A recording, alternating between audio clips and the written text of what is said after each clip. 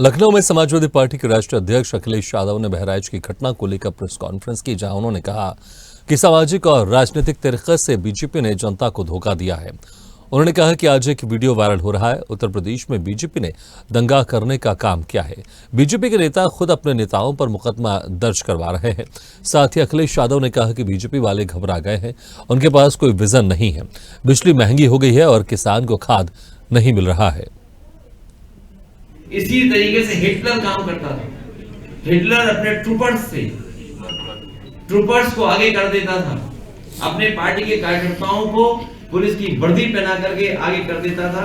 Hitler के जमाने में यह होता था कि पुलिस को खुली छूट दे दो या हटा दो पुलिस को, और दंगा होने दो, घटना होने दो। और ये इसलिए कराया गया है क्योंकि बीजेपी के लोग घबरा गए हैं। महंगाई का उनके पास कोई जवाब नहीं है, बेरोजगारी का उनके पास खत्म होने कोई जवाब नहीं है। आरक्षण ये छीन रहे हैं, संविधान के तहत और जो व्यवस्था है उसको नहीं लागू होने देना चाहते हैं। निवेश के नाम पर ये इनका पर्दाफाश हो गया है, इनकी पोल खुल गई है कि कहीं कारखाना उद्योग नहीं लगा है।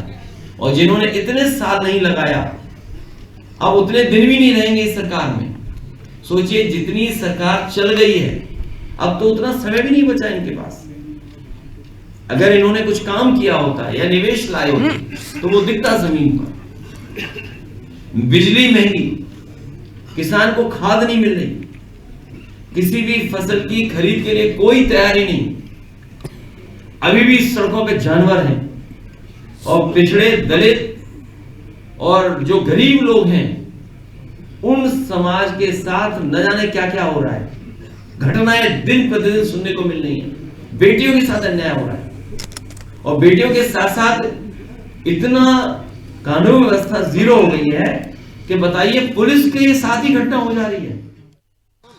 उत्तर प्रदेश में 10 सीटों में से 9 सीटों पर जिस तरह से उपचुनाव होना है उसे लेकर तमाम पार्टियों ने कमर कस लिया है। मैं इस वक्त राजधानी लखनऊ के समाजवादी पार्टी कार्यालय पर खड़ा हुआ हूं।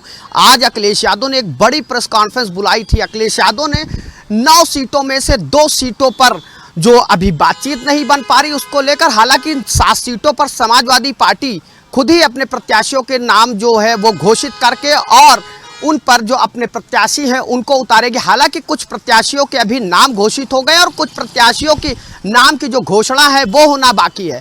ऐसे में अखिलेश यादव ने जब प्रेस कॉन्फ्रेंस किया, जो भारतीय जनता पार्टी है उस पर भी निशाना साधते हुए साफ तौर पे उनका कहना था कि जिस तरह से भारतीय जनता पार्टी ने अपने आप को जीतवाने के लिए और समाजवादी पार्टी को हराने के लिए जो रणनीति बनाई है, वो रणनीति के तहत अब वो काम नहीं आएगी। भारतीय जनता पार्टी ने जिस तरह से गरीबी हटाने की बात कही थी, लेकिन अब सत्ता से खुद हटती हुई नजर आ रही है। कैमरा पर्सन नफीस के साथ मैं चंदन वर्मा, स्वदेश न्यूज, लखनऊ।